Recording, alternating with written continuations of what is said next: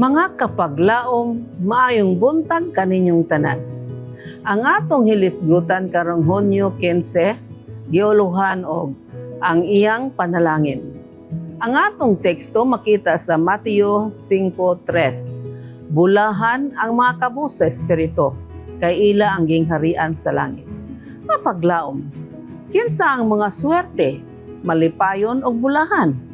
Sigurado ako matud pa ni Elizabeth nga nadungog na nimo kini nga klasiko sa istorya. Usa ka hari nag-anto sa usa ka masakit nga balatian o gisultihan nga ang bugtong tambal alang kaniya mao ang pagpangita sa usa ka tawo nga kontento.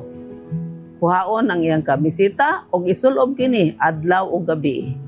Busa ang mga mensahero gipadala sa tibuok gingharian sa hari sa pagpangita sa maong tawo uban ang mga sugo sa pagdala balik sa iyang kamisita. Milabay ang mga bulan.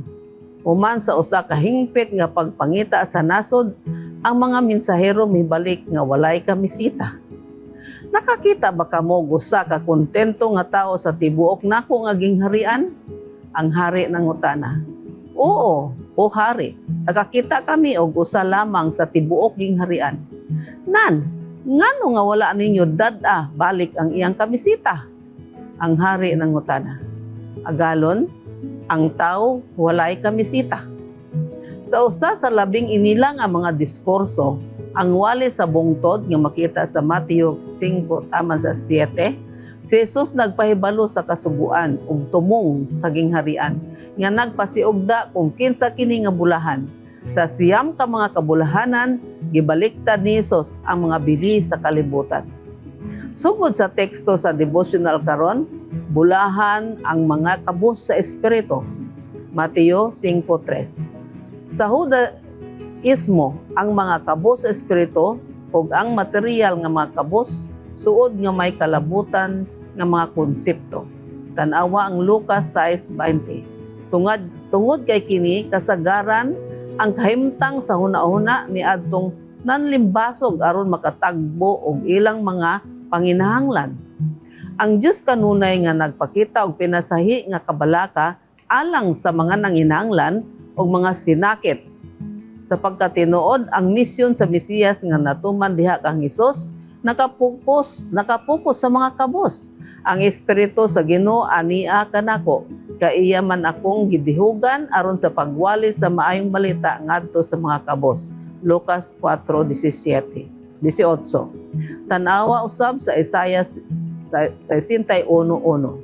Sa unsa nga paagi nga ang mga kabus ug ang mga kabus sa espiritu matawag nga bulahan, samtang ang kalibutan nagtahod sa kusog ug gahom.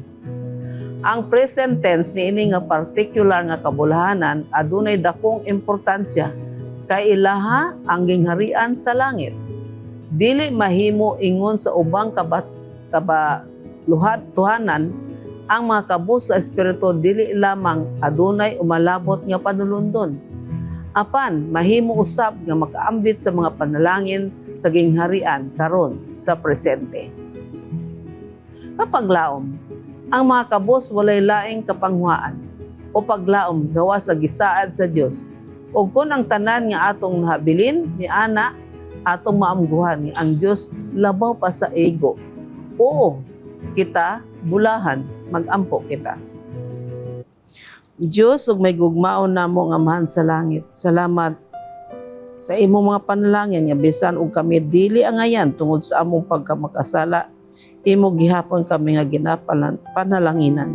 Kami nagatuo nga bisan kung ang tanan nga among habilin dinhi sa yuta ikaw lamang o Dios, igo na kini kanamo.